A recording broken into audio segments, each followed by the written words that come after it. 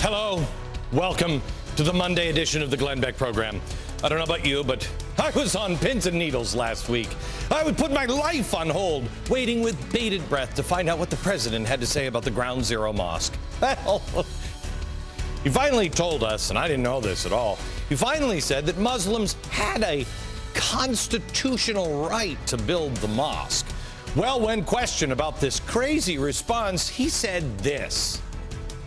In this country, we treat everybody equally in accordance with the law, regardless of race, regardless of religion. I was not commenting, and I will not comment on the wisdom of making a decision to put a mosque there.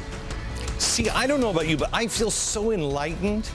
I didn't know this idea that Americans were pro-freedom of religion.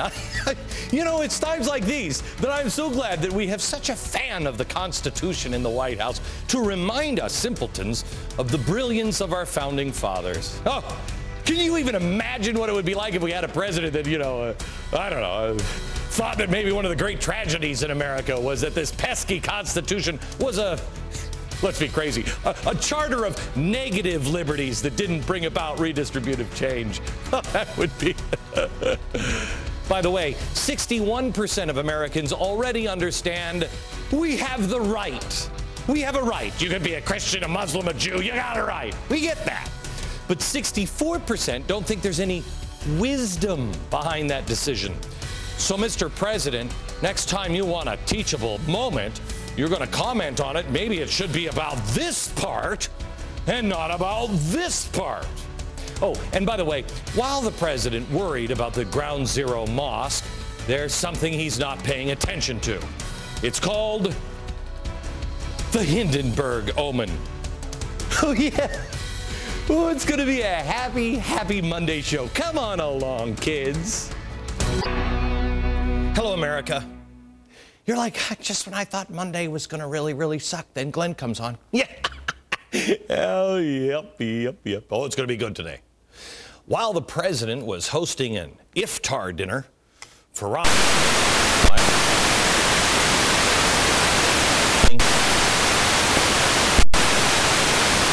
but I know it's late, but I'm going to put up my Ramadan tree after the program tonight.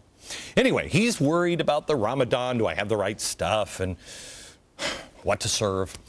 He's also worried about the police, what they're doing in Cambridge and Arizona. He's been out celebrating the recovery summer. He needs vacations from his vacations. He's got to be so tired. He seems either completely oblivious or completely content with the economic reality in America today. You remember that old TV show? I think somebody in the administration should watch this old TV show and send up a flare. Unidentified object exerting full power to get out of trap. Warning! Warning! Unidentified object. Wouldn't that be great if we had that guy in the Oval Office? Warning! Warning! Barack Obama, warning! See, it would be handy, because I don't think he's noticing some of the signs. I showed you last week, none of the economic indicators are headed in the right direction. Warning! Warning! The latest warning sign from economists is something I like to call the Hindenburg omen. That doesn't sound good. Now, for those of you who took history taught by a progressive, the Hindenburg was a giant 7 million cubic foot blimp built by the Nazis. They were bad. They filled it with highly flammable hydrogen gas. I mean, what could possibly go wrong there with a big thing full of explosive gas? So obviously, something coming from economists called the Hindenburg omen can't be a good thing unless you're Cloward and Piven. You know, it's our stock market telling us that we're headed for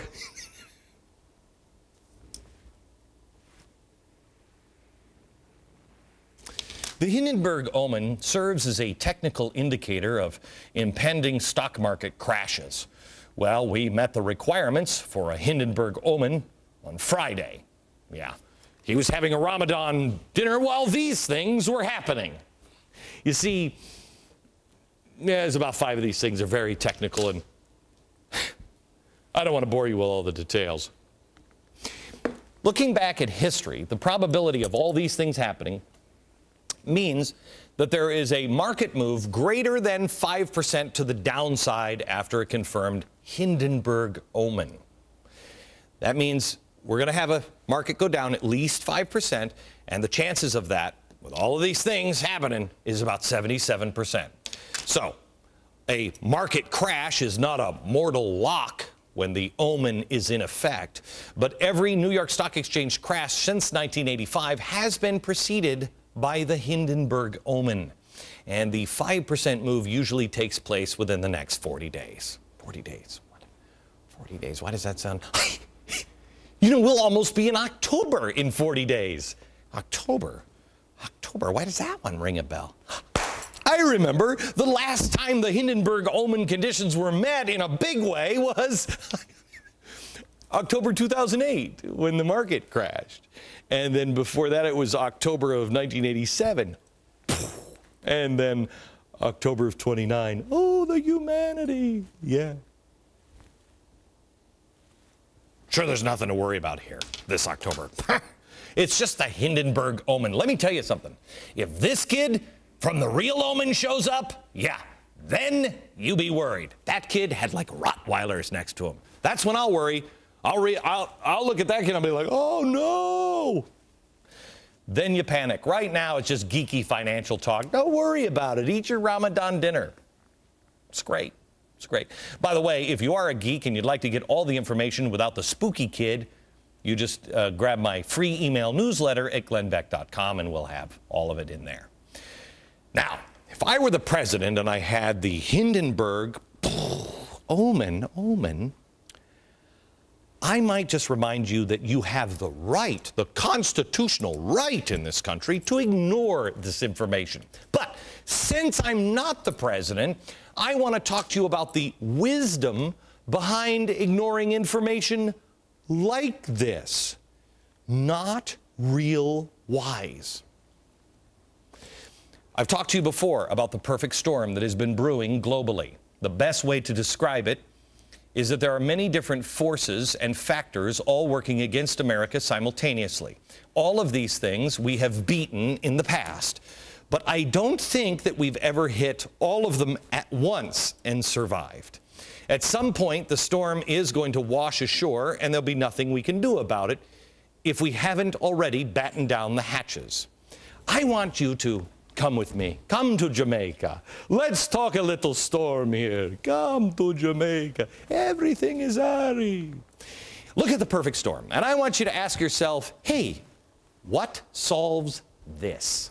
Does an election in November solve all of this? Does the president? Does the Tea Party movement solve all of this in November? Let's look at them one at a time. Number one on the list, the Middle East. We have more on this coming up in a little while. Kind of spooky stuff happening in the Middle East. Iran getting closer to confrontation with Israel. Another flotilla is headed out soon. Tensions are heating up with Lebanon.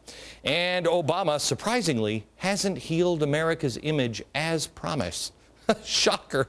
America is still hated by all of these people. Who saw that one coming? Now, what's really nice is we used to be liked by this country, but now I don't think they like us too much, and we apparently don't like them. So, may I ask, the Republicans controlling the House suddenly in November, is it going to solve this one? I don't think so. Next on the list, the economy. Again, let me remind you where economists are saying we're headed right now. It's great. We keep hearing all the talking heads babble on the street that, oh, everything's good. It's going to be. Now, I actually heard them on TV today scratching their heads because they say, all of the businesses and the banks and the financial institutions, they're all doing really well. I don't understand what the problem is. Because America isn't just a collection of companies. America, get this, people, individuals. We, the people. And right now, the people kind of suck. The companies are doing fine. Sure they are. But are the people? The companies are doing fine in China. Is everything fine and dandy with the people there? No, no. I mean, besides the fact that they have about 500 million people below the poverty line and that whole kind of kitschy one-child policy. I mean, what's not to love about that? Companies are doing well, but are the people in China